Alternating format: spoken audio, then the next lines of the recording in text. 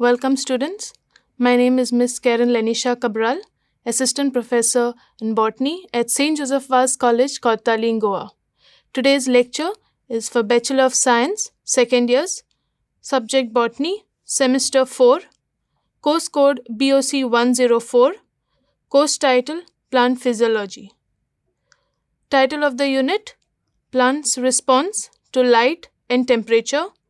Module name Photoperiodism, Short Day Plants, Long Day Plants, and Day Neutral Plants. Outline, Introduction, Classification of plants based on photoperiodic requirements, short day plants, long day plants, and day neutral plants. Difference between short day plants and long day plants. Learning outcomes, explains the concept of photoperiodism, describes plants classification based on photoperiodic requirements, that is short day plant, long day plant, and day neutral plants. Now, what exactly is photoperiodism? Now, for every plant to grow well, it requires light. Photoperiodism is a phenomena of physiological changes that occur in plants in response to relative length of day and night. So, different plants respond to daylight. Some plants will require more light, some will require less light. The response of plants to photoperiod expressed in the form of flowering is called as photoperiodism. Now, this phenomena was first discovered by Garner and Allard in the year 1920. Now, photoreceptors like phytochromes and cryptochromes have light stimulus, and thereby they produce signals which induce flowering in plants with respect to this critical length of photoperiod. Now, what exactly is critical photoperiod? It is that duration of light that is required in order to induce flowering.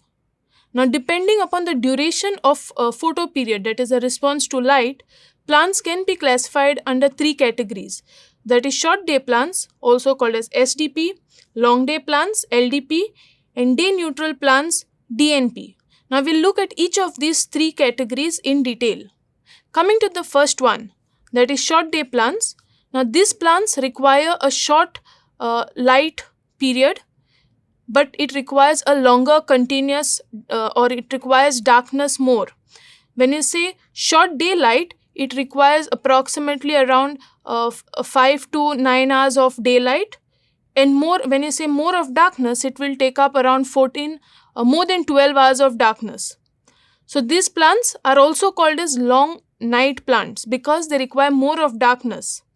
Now, examples, you have rice, coffee, soybean, tobacco, and chrysanthemum. Now, in short day plants, the dark period is very, very critical, and it must be continuous, because if the dark period is interrupted, then there won't be flowering. So, if the darkness period is interrupted with a brief exposure of red light, that is between 660 to 665 nanometer wavelength, then the short day plant will not flower.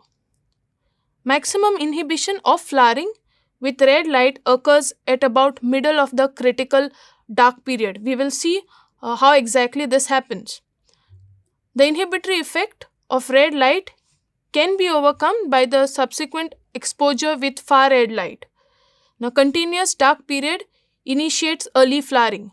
Now, if you look over here at this darkness, if you look at this first one, you see there is daylight which is less than 12 hours, and then the dark period which is continuous. So, which means there is no interruption, there is no light, there is no red light which interrupts, so therefore it shows flowering. In the second example that you see over here, now since short day plants need continuous dark period, that is the critical period, but if it is interrupted with red light, what happens is the plant won't flower. Even if it gets the required daylight, but the dark period is interrupted, there won't be flowering. Now, at the same time, in the third example that you see over here, there is daylight that is less than 12 hours, that is not interrupted. But if you see in the dark period, there is light interruption at the later half, that is maybe the darkness period is beyond 12 hours. So what happens is, later on if there is an interruption by light, still there will be flowering, or even if there is interruption of light at the start of the dark period. Maybe this plant had 14 hours of darkness.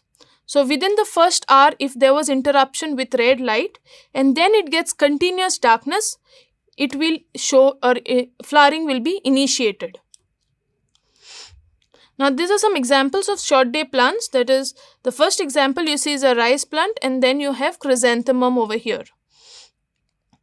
Coming to the next category, that is long day plants. Now these plants require long daylight period. When you say long daylight period, which means it requires 14 to 16 hours of daylight in the 24 hours cycle for their flowering. Now these plants are also called as short night plants because maximum time they require light. Now, example, we have wheat, radish, cabbage, sugar beet and spinach. Now in long day plants, photo period is critical. Now brief exposure of red light in the dark period or the prolongation of light period stimulates flowering in long day plants. Now here we have another example, that is the images of wheat plant and spinach plant. Then coming to the third one, that is day neutral plants. Now these plants flower in all photo period ranging from 5 hours to 24 hours continuous exposure. Now examples over here, you have tomato, cotton, sunflower, cucumber, peas and certain variety of tobacco. Now during recent years, now they also found out that there is an intermediate categories of day neutral plants, and these were called as long short day plant and short long day plants. Now what is the difference between the two? Now these are some examples of day neutral plant. Now when you say long short day plants, so these are actually short day plants, but they need to be exposed to long days during the early period of growth. That is, when it is young, it requires more exposure to light, so more hours of light. Example, we have bryophyllum.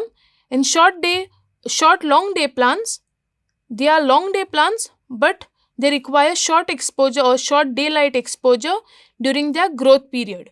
Here you have examples of certain varieties of wheat.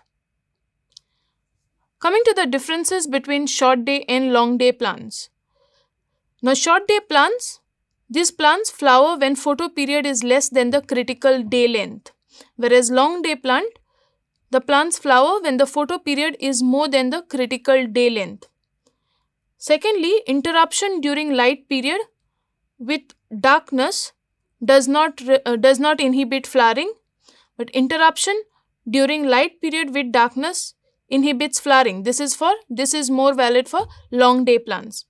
Now flowering is inhibited if the dark period is interrupted with light, as shown in the example before. If the dark period is interrupted, then the flowering will be inhibited. Whereas in long day plants, flowering occurs if the long dark period is interrupted by flash of light. Then long continuous and uninterrupted dark period is critical for flowering, whereas in long day plants, dark period is not critical for flowering. And lastly, flowering does not occur under alternate cycles of short day and short light period, whereas in long day plants, flowering occurs under alternating cycles of short day followed by still shorter dark periods. These are the references. Thank you.